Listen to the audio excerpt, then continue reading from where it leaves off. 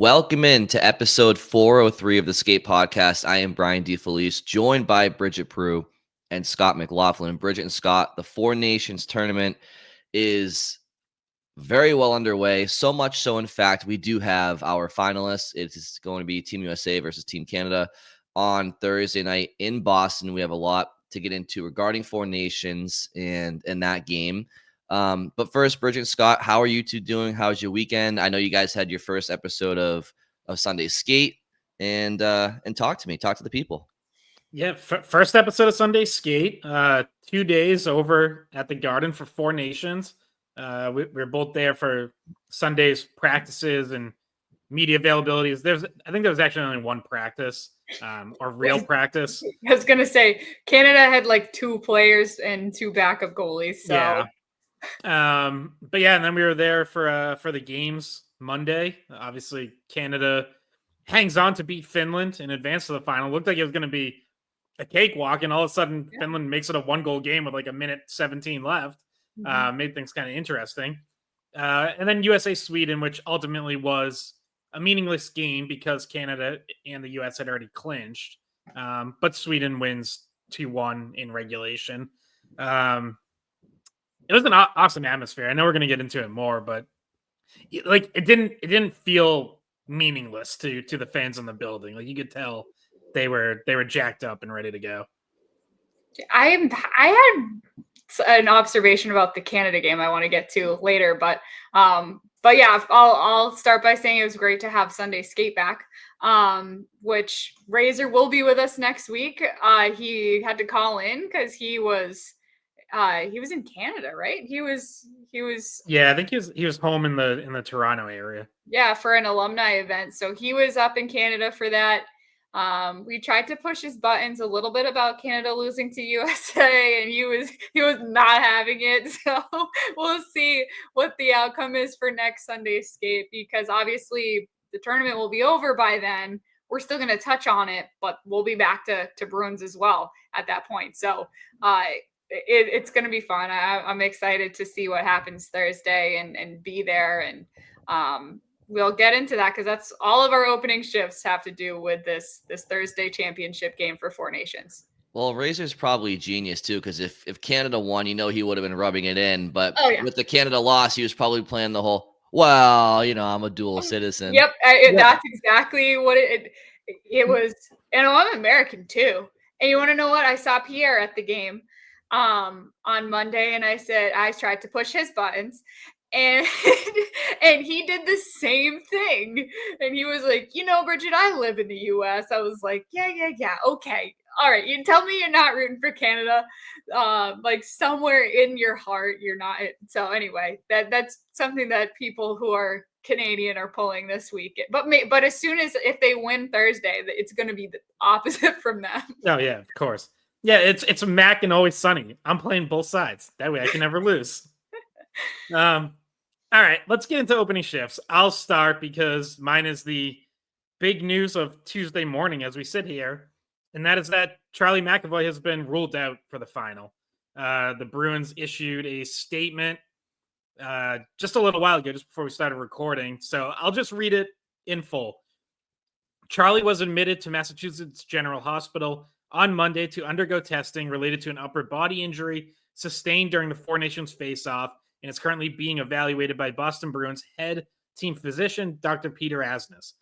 He will not play for Team USA in the Four Nations face-off championship game on Thursday at TD Garden.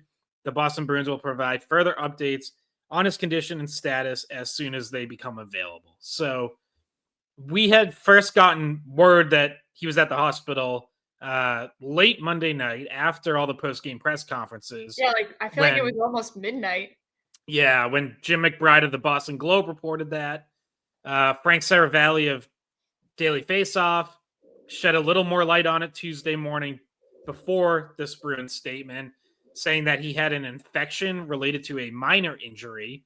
So that would be the upper body injury, whatever it is that he suffered. We know he got, I would say the time we saw him most in pain in this tournament was when he got cross-checked from behind into the post by Joel Armia in the Finland game.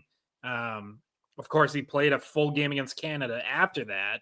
So we don't know if that's the injury or if it's something else. But yeah, he's not playing, and obviously it's a huge loss because McAvoy was off to a great start in this tournament, especially in that Canada game.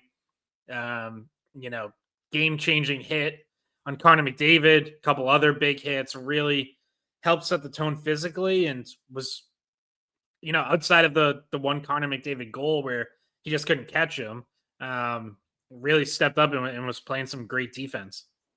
Yeah, and so my opening shift, we're just going to parse through some of those injuries that have happened over the last week. And we have a Canada US final on Thursday, but is this lineup going to be the same? We already know McAvoy's out, so like what are the differences in personnel for this championship game? And there's been a lot of bumps and bruises. Apparently some of the injuries not serious enough to keep guys out of the championship game, and that includes both Tkachuk's reportedly good to go as of right now. And things have been changing, so maybe that's something on Thursday. They say, oh, actually, Matt can't go, or Brady.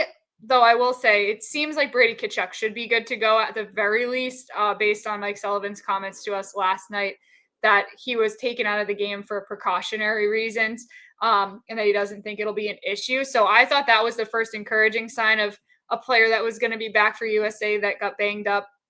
And he ended up leaving the last game against Sweden early and did not return. And Austin Matthews left the game against Sweden early and did not return. But he's another player. He didn't even play. No, he was a late scratch. I'm sorry. Very sorry. My brain. You already know what my brain's been doing this morning. Yeah, he was. I should say, he was set to play, did not play. Also seems to be for precautionary reasons, and so the update on him is should be good to go. So the good news is it sounds like majority of the guys will be back for the championship game, including both Tkachuk's, Matthews, Trocheck got hurt but came back during the game. But obviously McAvoy being a huge loss considering the impact he had on the last Canada game. And also he's the Boston Bruin. He was the guy we were talking about because he's relevant to this market. And he was really the guy.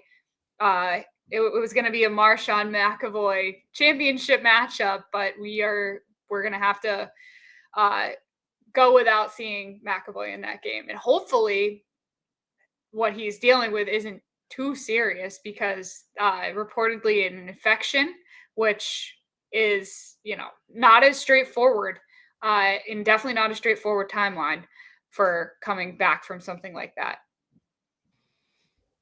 Yeah, I mean, as it pertains to Team USA, the best way to sum it up is that it does appear through various reports coming out of Boston that McAvoy would be the only player that was in that first Canada game that won't be there. So they, as you said, Bridget, they're expecting Austin Matthews most likely to play. And then both Tkachuk brothers. Matthew is in the broadcast booth for the USA-Sweden game at times. I don't really think you're doing that if, you'd probably be sulking a little bit if you weren't playing in that Thursday game. So, yeah, McAvoy's out. And I do believe, according to Emily Kaplan, that Team USA is reaching out to the league as we speak on Tuesday morning to figure out what they can possibly do for a replacement for McAvoy. Obviously, the Canadians had no Cale Makar and no Shea Theodore prior to the game against USA over the weekend, and they were able to bring up somebody from I'm blanking on the individual's name. Thomas Harley. Harley, what a great story, by the way, despite me forgetting his name. But he's just not a very well-known NHLer. But yeah, so USA is looking into replacement opportunities. Now, I want to jump. By the way, I don't think they're going to have any luck with, but I'll get to that after. Yeah, I would love to hear you break that down, Scott. Because I think I saw Pete Blackburn tweet out a GIF of the Undertaker sitting up in his coffin saying Quinn Hughes with Charlie McAvoy going down. So that would be something if McAvoy goes down and Quinn Hughes comes in. But I don't think that's happening, or anybody for that matter. But you never know. And Bridget, I will say, yeah, I'm sure it sucks for McAvoy not playing in Boston at all in this tournament. The good news for him and for international hockey fans is that we only have to wait a calendar year for the 2026 Olympics for more best on best, and hopefully there's some more help for players then. I want to jump back for my opening shift to the first game between USA and Canada and what that game I think meant to hockey, specifically in the United States. And just in general, that game, the start to that game was, I'm having a hard time thinking of a greater start to a hockey game when you consider the fact that for the longest time, Canada has been Goliath in international hockey. Obviously, it's well documented that the Soviets back in the day were, as well as Canada. Then the U.S. has been on the rise, and they've had their moments, of course, 1980 and 96 and others. But now USA Hockey is, they're Goliath themselves. Them and Canada are just Goliaths. And for the first time in almost a decade, we finally got a chance to see this peak era of USA Hockey against Canada. So there was that buildup. Of course, there's some political landscape, current event issues between the countries at the moment. And you have a Saturday night in Montreal, and the place was going insane for this game. You start the game off with 3 fights in 9 seconds. In international hockey, you don't really see that, but because of the rules, you were able to. By the way, remember how we finished our last podcast? We said, "Oh, I don't know if they can fight. Somebody do it so that we know what the answer is." And then immediately 3 fights. It's like they listened to us. Like, oh, okay, we figured it out. Just absolute chills. Like you just have. It's one of those moments where you're watching it live and you can just feel that you're watching something special. And I tweeted out that the next day I just couldn't get over the start to that game, and that game in general, but the start to that game, because sports are all about creating moments. And what those players did that night on both sides, they created a moment that is going to be talked about for a long, long time. And the ratings in the US were amazing. And you're seeing, like, let's not kid ourselves. On a skate pod and everybody listening, we all love hockey. It's number one to us. But in the country, domestically, hockey's it's 3-4. And when you have people across, it's at least 4, and it might. Well, actually, college 5 football. 6. If you consider college football, then in their popularity, yeah, I mean. But anyway, you just see everybody from all walks of life in the sports landscape talking about this game. And you saw the rate. I think there was like a 5.4 peak viewing on ABC in the US or something like that. Yeah, 5.2 million peak, 4.4 million average, which was the most. It was the most for any game outside of a Stanley Cup final since 2019. So that's every other playoff game, since then. Like, so the last finals, time we had that rating was Bruins St. Louis Stanley Cup final. No. So outside of a Stanley Cup final, Stanley Cup final games have beaten it. The last one was actually, it was Bruins Blue Jackets in the second round that year. I actually should say, I think US Canada was easily the best hockey thing I saw over the weekend. The second best hockey thing I saw over the weekend, Scott or Bridget, did you happen to see what I tweeted out? I know where you're going. There was a game between Woburn and Winchester, high school hockey game, and the broadcaster he's the Winchester broadcaster, and they share a home rink, so it's one of those rivalries. And Woburn ties the game at the minute left, and the guy making the call, it's like something out of Ted or Family Guy. He's like, "And they scored, God damn it! Sorry about the swear." And I was like, "This is the most Massachusetts thing I've ever seen," and I was cracking up laughing. I couldn't stop. But Canada US takes the cake, but that was my second favorite moment of the weekend, hockey wise. Oh my goodness. Well, so what I will say, Brian, about that Saturday game, Bridget, are you gonna work that in as your goal call in your next college podcast? Yeah. No, I just unparalleled passion. You want me to get fired? But I mean, if I get fired from my other job, then you guys will probably just have to hear from me more. So I don't know. Be careful what you wish for. Yeah. No, don't do that. But you know what the Canada-USA game did Saturday? It made some people eat their words about how this was going to be a boring tournament.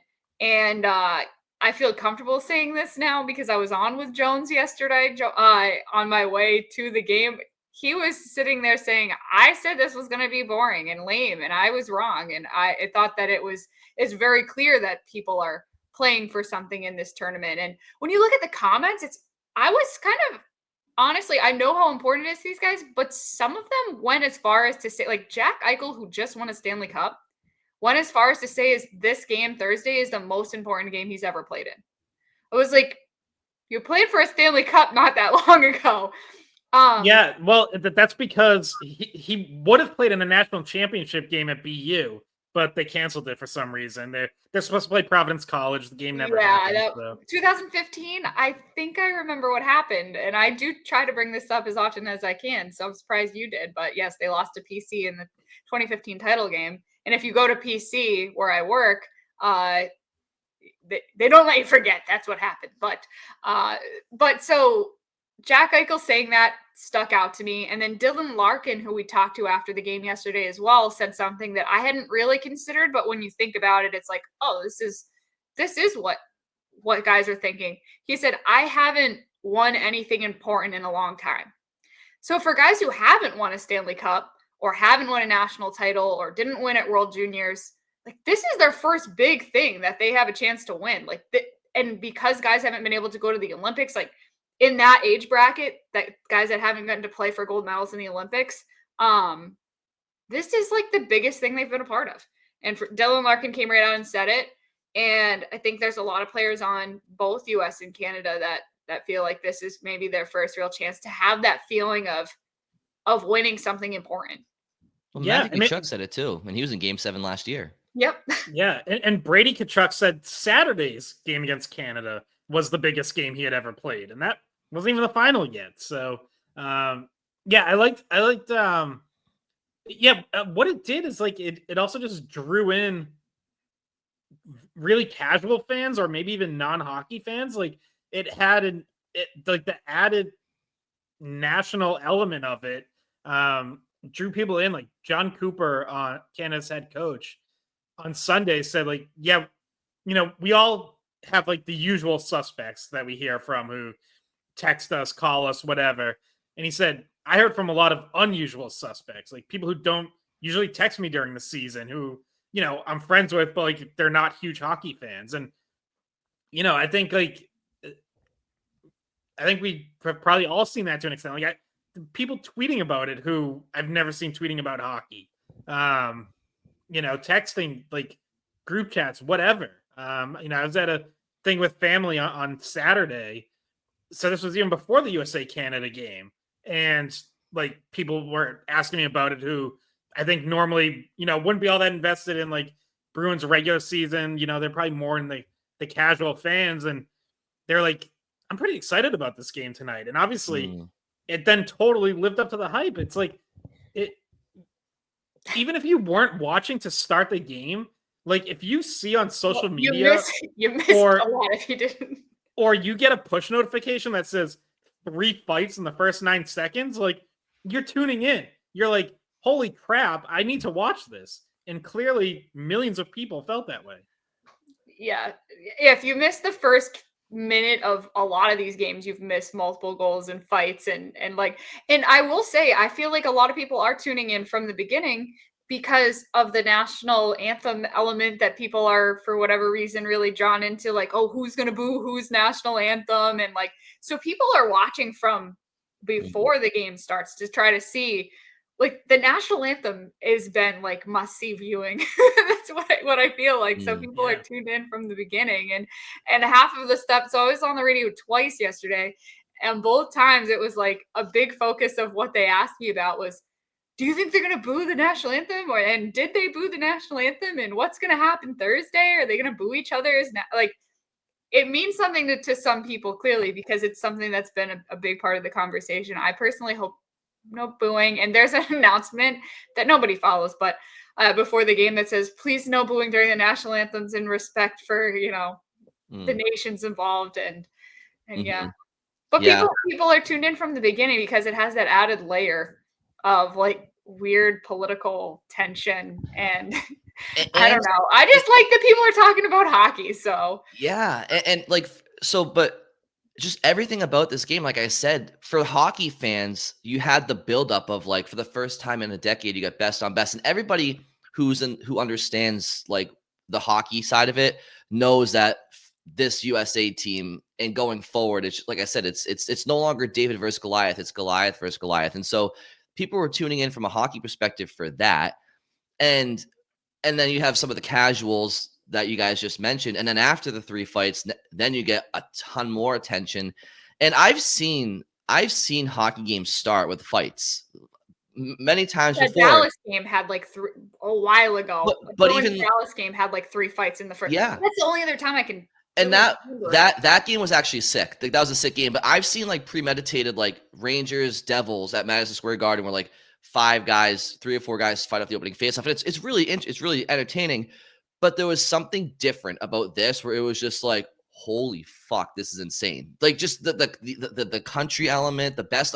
Don't forget, these are best on best players. These aren't NHL fourth liners dropping the gloves. So it's like, and it was just brothers. incredible. I feel like the fact that it's brothers, it makes it a little bit more like interesting. The dynamic of like these 2 brothers are just insane, and we already knew that. But like here they are being like, screw it, we're doing. Well, you have right away. You have Matthew Tkachuk, who's like best friends with Sam Bennett. They've played together in Calgary and in Florida, have won a cup together.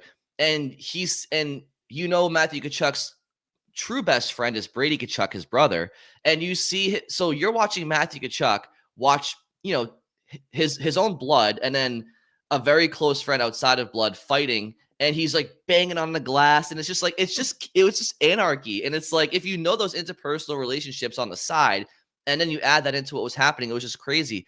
But the impact that this game had, it's just from like as I said, from a domestic popularity perspective, it's huge. But if there's any kid out there that prior to Saturday's game who lives in the US didn't watch hockey, didn't know much about hockey, and sees that game, and then down the line ends up being an NHL draft pick. Like that's how the game grows. Like moments like this is how the game grows beyond, so it was just a really special night. It really was.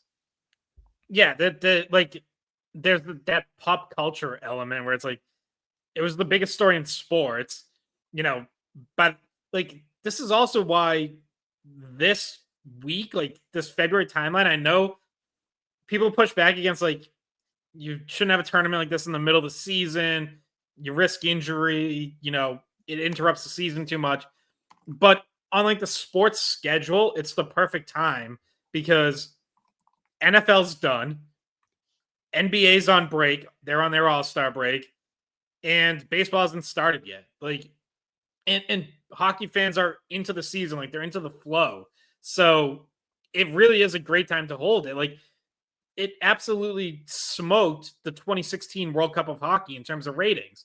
That was a tournament held in August and September before the season. Like that's not a great time for a big hockey tournament. You have baseball playoffs, you have NFL regular season starting. Like, yeah, hockey fans like aren't trained to be watching it at that time of the year. I thought the quality in 2016 turned out to be better than expected, honestly. But like, it's still guys getting ready for the season. Now guys are in mid-season form. So the hockey itself has been awesome in addition to the obvious draw of the 3 fights in 9 seconds.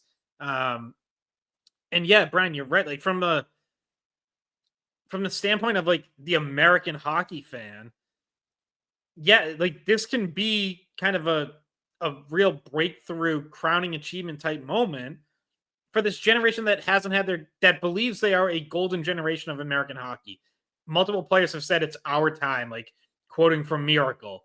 But they haven't had a chance to prove it because there hasn't been a tournament like this in 9 years. And so like, I think people are also waking up to that fact that the U.S. is really good at hockey now. Because the last time we saw them, they lost every game in the World Cup of Hockey. Like they didn't make it to the gold medal game in the 2014 Olympics, So like we as invested hockey fans who care about stuff like World Juniors, like we know this next generation was coming.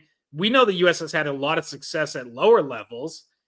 but the casual American sports fan isn't paying attention to World Junior. So like this is kind of a coming out party and a wake up call for people, not just to be drawn in by fights, but to also realize like, hey, we have one hell of a hockey team right now, it turns out. Yeah, and like for us, like I'll be vague, but we're all right around 30.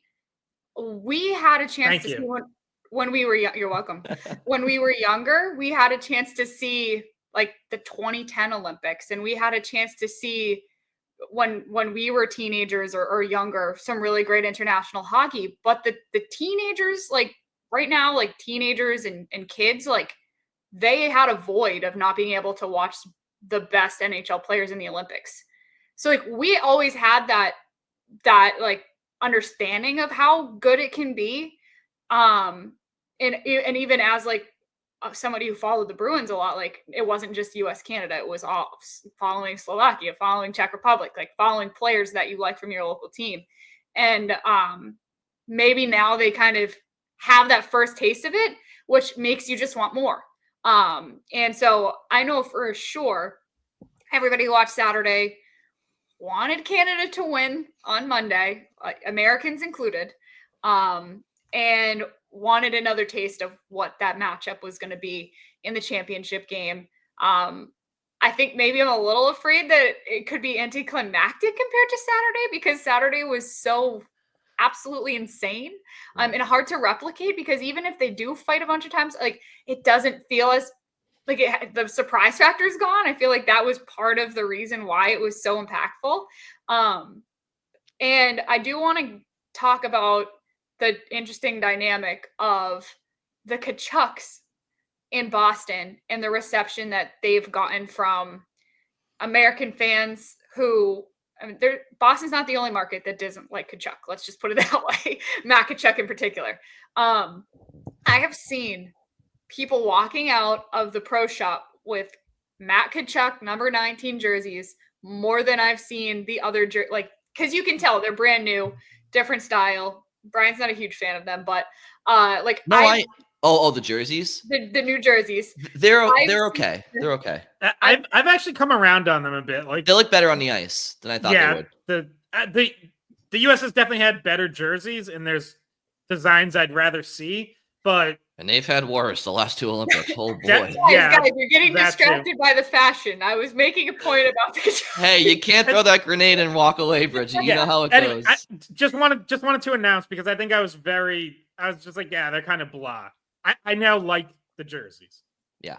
That's it. Just want to make that clear. Me too. So anyway, when I've seen people walking around the concourse and out of the pro shop, like I'm going, who is like, why is Boston now full of Tkachuk number 19 USA jerseys? And it's because they became likable in that moment to Boston fans who realized if he's on your team, you'd go to war for him. Like you'd want to go to war with him. And it started with those fights and the whole like just the whole vibe that they set the tone early. So that's another one of the questions that I was asked on both my appearances yesterday on the radio is like, how has Tkachuk been received in Boston? And it's like, very well. Like everyone I've talked to seems to think that he's going to get nice cheer rather than boos in the championship game as long as he's healthy enough to play. And he will be not somebody that's every time he touches the puck hearing the boo birds, because I think it's about country, not that past animosity with the Florida Panthers right now. Well, I personally, and I understand why the question's asked to you, Bridget, because of the Bruins rivalry with the Panthers in recent years, but I have always loved Matthew Tkachuk's game, and I remember when the Panthers traded for him, I was like, that's not good, because he is going to be now in the Bruins division, and he's going to do to the Bruins what he's done to Drew Doughty and the Kings over the years, and the Oilers, and that's just get under people's skin. But so I respect his game a ton, and I've had a ton of. We talked about this a couple episodes ago, but I was very much looking forward to being able to to cheer for him on a team I'm rooting for, and other players, Austin Matthews and others, where it's like you hold your breath when they're on the ice against you. Love Brady Tkachuk's game. And as far as the Tkachuk tie to Boston, aside from the rivalry with the Bruins the last 2 seasons, prior to that, like the Tkachuks have massive ties to Boston. I mean, Keith Tkachuk is from the area, and obviously he raised Brady played at BU. Brady played at BU, but before that, as did Keith. As did Keith. But obviously Keith and his wife raised their family in St. Louis, so that's where Matthew and Brady are from. But I do know that they come back to. I think they vacation down the Cape in the summer times, and obviously, like you said, Brady and Keith went to BU. So I think the Tkachuks, I think they have a fond connection to Boston if you just take away Matthew's last 2 postseasons against Boston. But I understand why the casual Bruins fan would be like, oh, screw that guy. But anyway, I just think they're a treat to watch, and would love to have them. There's 31 other teams that would love to have those boys on their NHL rosters, and every Canadian rooting against them in this tournament would love for them to be on Team Canada too. So yeah, I would like to add that I still think Matthew Tkachuk is a slime ball who crosses the line sometimes, as much as he is also a great player. But not as much as Bennett, though. I feel like Bennett crossed that line a little bit more. Bennett more. Yeah. But like the other side of that is like, we're in Boston and Brad Marchand has also crossed the line plenty of times. So like you can't have it both ways. You can't hate one guy for it and love the other. Like I get it. You love the guy on your team, you hate the guy on the other team, but like we can't really be super hypocritical about this. Like I think you're giving people too much credit if you think they can separate those two things.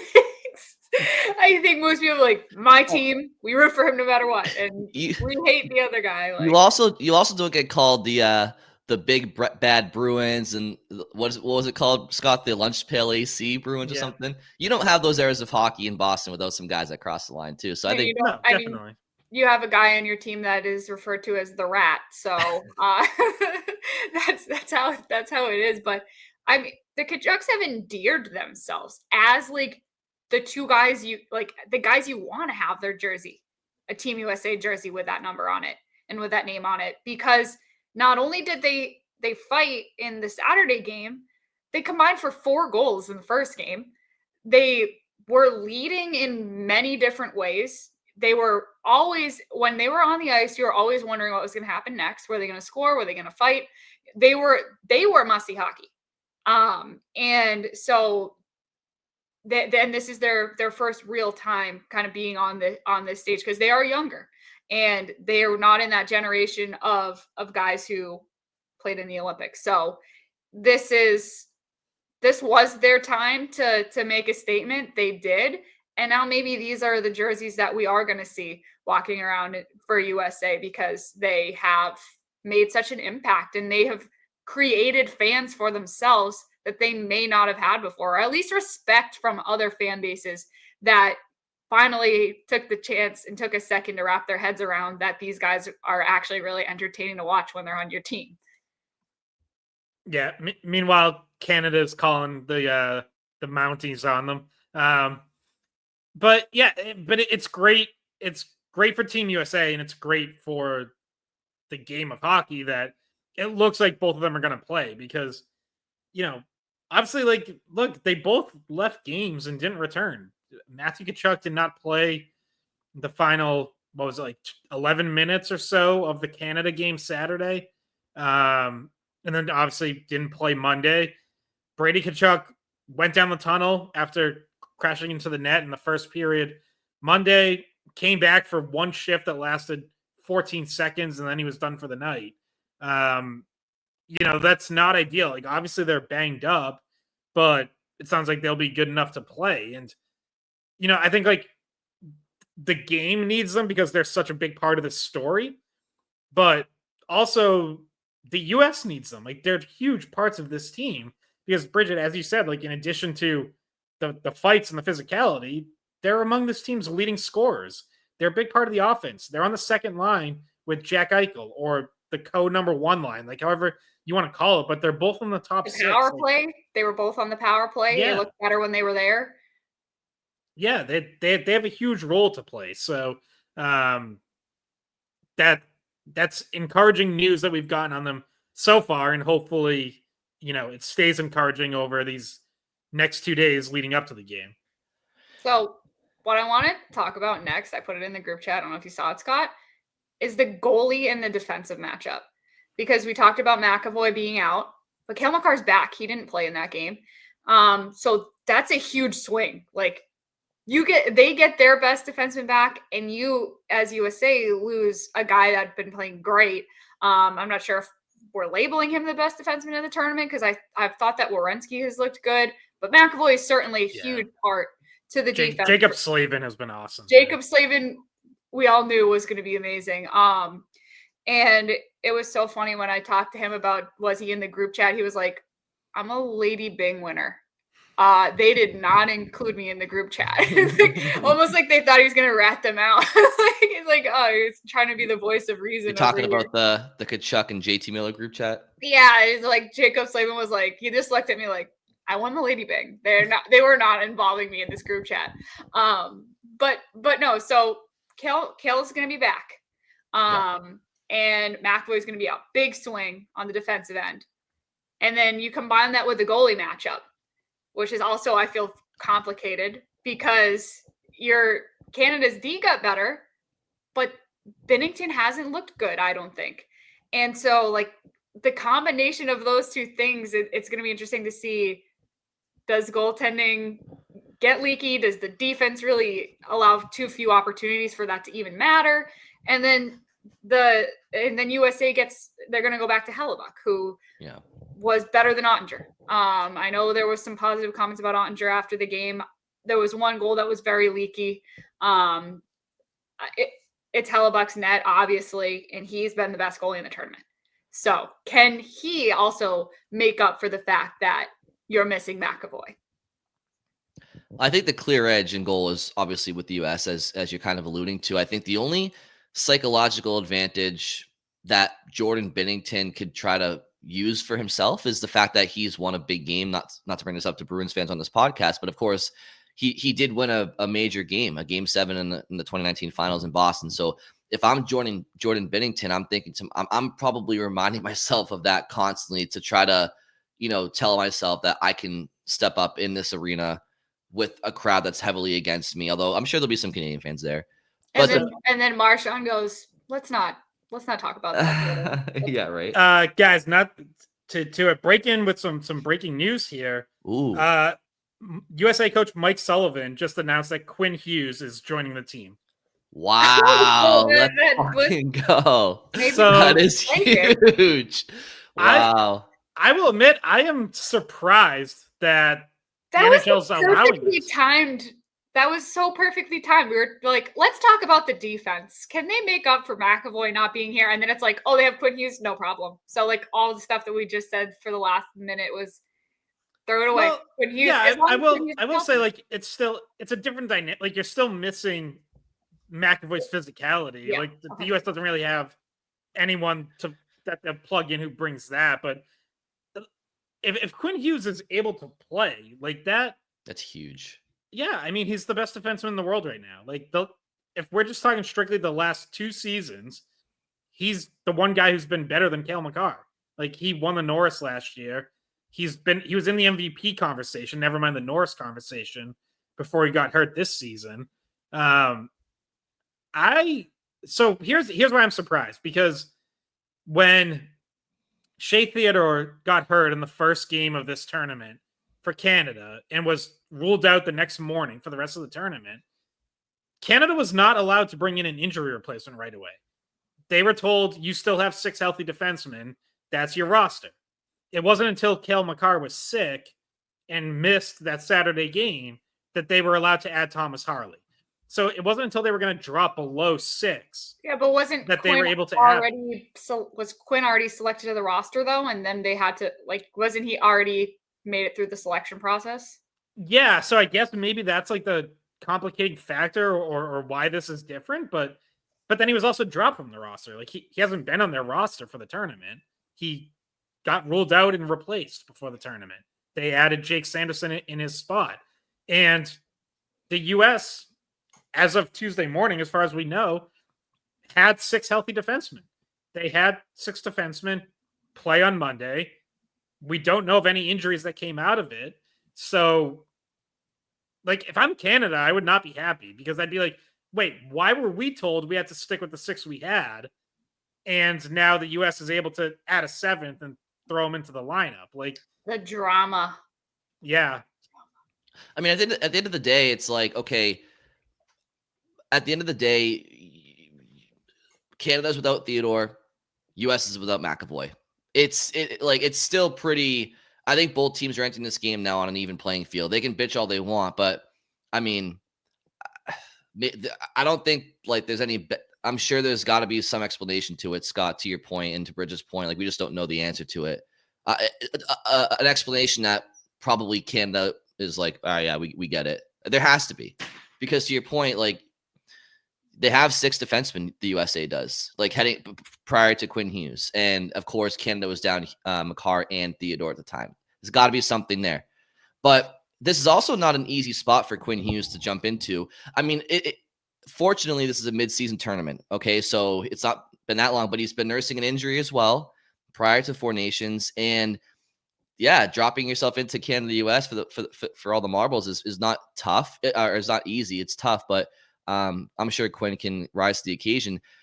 But as far as Bridget's original question, because this kind of impacts it now, offensively, losing McAvoy wasn't going to kill USA too much in this game, simply because he was more so playing that defensive role, that defensive role on Connor McDavid on the PK. You guys mentioned Jacob Slavin before. If I'm Team USA now, I'm sticking Slavin on McDavid all game. I don't know how this affects the pairings, but maybe this allows Quinn Hughes to be quarterback 1 on the first, or quarterback on the first PP. Maybe this allows Zach Werenski to kind of maybe play more of a defensive role, like a two-way role back there. And then just Slavin takes that McAvoy role of just, you're covering the best player in the world all game. I've liked Zach Werenski's game, by the way. I've been impressed with him, and I thought he's run the power play well. I thought he's been doing a good job with that. So he's a guy that, great to have him. And in terms of how it impacts the question I asked, like it impacts it a lot on the U.S. side, because Quinn Hughes, getting Cale Makar back and getting Quinn Hughes is pretty equivalent. So both teams got better, and to me, I don't think there really should be a controversy about the logistics of calling him up when the U.S. still has 6 healthy guys, because at the end of the day, it should be about putting together the best possible matchup. I think we all want to see that. And obviously the matchup is better with him being allowed to play in it now that he's, I guess, healthy enough to come in and join. Yeah. So just since this has been breaking while we're podcasting, just like reading through some more tweets from, so Mike Sullivan's talking at the Garden now. The USA has media availabilities there. Seems like there might still be a little bit of confusion as to whether or not Quinn Hughes will be allowed to play, or if he can just join as the 7th defenseman and like the next man up in case someone else gets injured. In which case, someone's gonna just jump Jake Sanderson in the hallway and be like, "Hey, you have an injury now." Like, poor Jake Sanderson, who blocked a shot in practice. Right? Yeah. So I guess more to come here, but I can't imagine that Quinn would fly in though, Scott. Do you think they'd fly Quinn in from Vancouver to not play if they didn't think he could play? Right, and also like the Canucks are starting practices again either Tuesday or Wednesday. Like the Bruins have their first practice back on Tuesday, so like NHL teams are starting to get back on the ice this week. So yeah, that would be another element. Is like with the Canucks. Like, why would you let him fly all the way across country if he's not going to play when he could be with you in your facility practicing, getting ready for Saturday? Yeah, I mean, if Team Canada has any issues with Quinn Hughes playing, it's like, I'm going to play the world's smallest violin for them because it's literally US. Tell him to shove it, USA, going. well, it's like It's like that would be like the U.S. bitching about if Connor McDavid. It's like he's the best player on the teams that the country has to represent. I mean, Quinn Hughes, you can make the argument, is the best American hockey player on the planet right now. Him, Austin Matthews, different positions, but I think it's debatable. I think where Canada's gripe comes in that you might have been alluding to, Scott, is Canada's probably not sitting here saying, oh, fuck the Americans. Quinn Hughes, their best player, the best American-born player right now, shouldn't be playing. It's more so we could maybe have a better sixth defenseman than Harley or whomever at the moment. But honestly, Harley played great against the U.S. the other night. So yeah, I don't know. We'll find out. Yeah, these I would say like the NHL did not have the greatest rules in place going into this tournament in terms of injury replacements or guys on standby, because even with that whole Harley McCarr situation, like they were making it up on the fly. Like at first it was he's going to be able to join the team, but he can't practice. Like he's just on standby, but then he's on the ice for morning skate. Like it was a mess, and you could tell they're kind of like, yeah, I don't know if we completely thought this one through. So this would kind of just be another example of sort of just making it up as they go, I guess. Which is fine as long as they come to the correct conclusion at the end of it, right? That this needs to be allowed. Yeah, any thoughts on the goalies though? Because I should say Hellebuck. We talked a little bit about Binnington. Hellebuck was massive in that first meeting. Yeah, he's been awesome. As you said earlier, Bridget, like he's clearly been the best goalie in the tournament. 2 games, has stopped 45 of 47 shots, .957 save percentage. I highlighted him, I think going into the tournament and then on Sunday's skate when we were talking about him, like someone who had some questions to answer, has won 2 Vezinas, is on his way to a 3rd, but has not been good in the Stanley Cup playoffs, especially the last 2 years. Really struggled when Winnipeg got knocked out in the first round both years. Hadn't won a playoff series since 2021. So there were questions about what is Connor Hellebuck in a big game. Well, in a big game in Montreal on Saturday night, he was awesome. So you hope you're getting that again. I agree with you. Jordan Binnington has been shaky. I was kind of surprised Canada didn't go to Adin Hill on Monday, just to see what you have. Binnington now has played. He's played every minute for Canada. He has an .892 save percentage. Like not great. He's given up some leaky goals, but I don't think you can change now. So Binnington, it is, and they're hoping that I hate to bring it up, but they're hoping that he can do on Garden Ice what he did in a big game back in 2019 that unfortunately we all remember. Yeah, well, I think if Canada had already locked up the game the way the U.S. did, they would have had the luxury to be able to try him. But clearly they think that Binnington is the best of the 3 goalies and they thought he would give them the best chance of making it to the game because they still had to make it to the championship game by winning.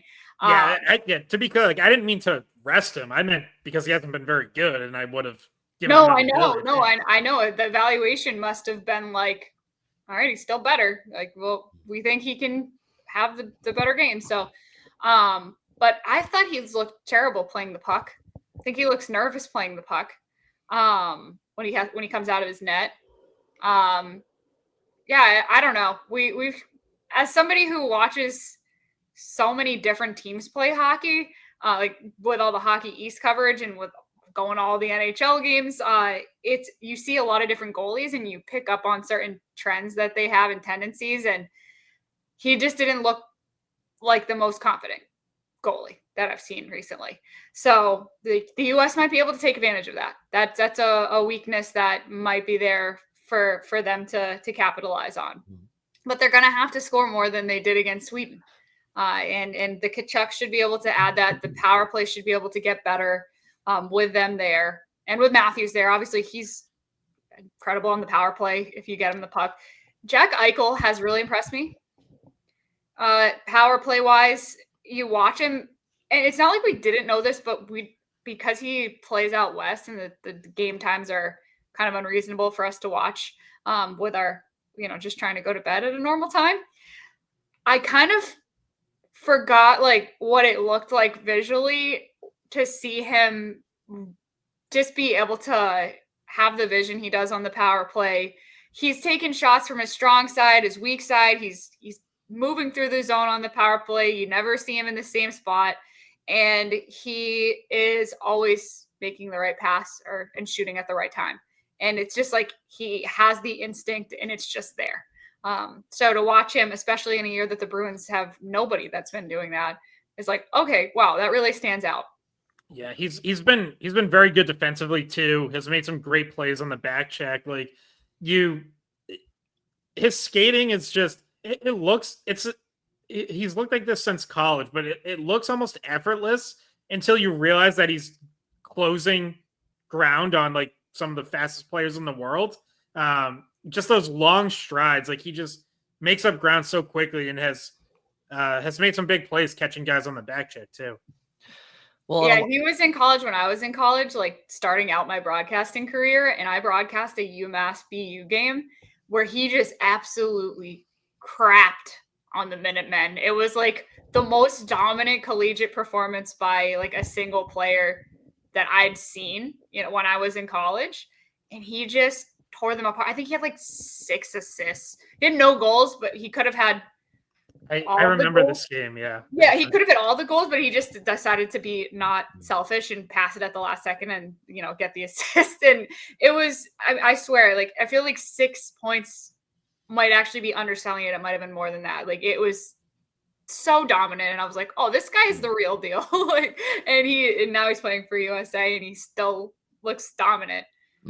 Yeah, no, I mean, he's always been that way. And at every level, I think I do want to kind of switch gears soon just to kind of finish off the episode with a couple of Bruins notes, but mainly how the McAvoy thing could impact things. But just lastly on the US and their offense, I think that bringing up Quinn Hughes could potentially ignite Jack Hughes as somebody who has been probably looking forward to playing with his brother. This could give him a spark. I feel like offensively, Jack Hughes and Austin Matthews, when they were in the games, they had some looks, but they just haven't really converted much yet. And I think that as much as the Tkachuk game was the game against Finland, you might see a Hughes game against Team Canada here. Scott, I know you have a hard out. Just wanted to say quickly, 5 or 6 years ago, McAvoy had a foot infection from an open cut, and he was out like 7 games. So if this infection keeps him out an extended amount of time here before the trade deadline, or we don't know any of the details besides there's an infection, but this could impact the Bruins. It could impact their standings come deadline and all these. So just something to keep an eye on. Not enough time in the podcast to break it down too much. We don't have a ton of information, but just something worth mentioning. Beyond Four Nations. Obviously, like it would. Yeah, I mean, it would suck for the Bruins. Like as of now, we think the expectation is still that they're going to get Hampus Lindholm back out of this break. But now if you're without McAvoy, it's like, again, we all think they're already should be on the path to selling off a couple pieces, starting to retool, looking to the future. But, again, players are not wired to, and coaches for that matter, are not wired to like give up on the season or be like, oh, let's just worry about next year. No, like they're trying to make a playoff push and do something with this season. And if McAvoy's going to miss time here at such a crucial stretch, like that challenge gets a hell of a lot tougher. I mean, Frank Saravalli reported that there's no concern with McAvoy, but obviously that doesn't mean he won't miss NHL games. He could still miss. He could still miss a week or two. Sorry, you were frozen for a second. But we still heard you. We could hear you, but your lips were not moving. For a podcast, that's all that matters. Yeah, we made it to the end. Scott, you got it. You're going to Bruins practice because they're starting back up. And there was one report that from Mark Diver that Georgi Merkulov and who else was not at their practice today? Georgi Merkulov and Michael DiPietro were not at Providence practice. So Well, that would make You know, sense. 'Cause possible they could. Yeah, so possible that both could. Yeah, DiPietro is obvious because Swayman's not there, so they do need a goalie. Yeah, Scott, I think you're breaking up a little bit. So, yeah, obviously Swayman's at US, so DiPietro was called up, and then we'll see about Merkulov. But all right, I think we'll get Scott out of here to go to practice. Bridget, thank you for your time. Thank you all for listening. We'll talk to you again after US Canada Thursday night at the Garden. We'll see who takes home the Four Nations. Thanks for listening. We'll talk to you soon. Hey guys, thanks for watching the Skate Podcast. If you want to see more of our videos, visit our playlist. Not in front of a screen. You can listen to us on Spotify, Apple Podcasts, or wherever you get your podcasts. Don't forget to follow us on social media. And if you enjoyed this video, please don't forget to give us a thumbs up, subscribe to our channel, and leave a comment.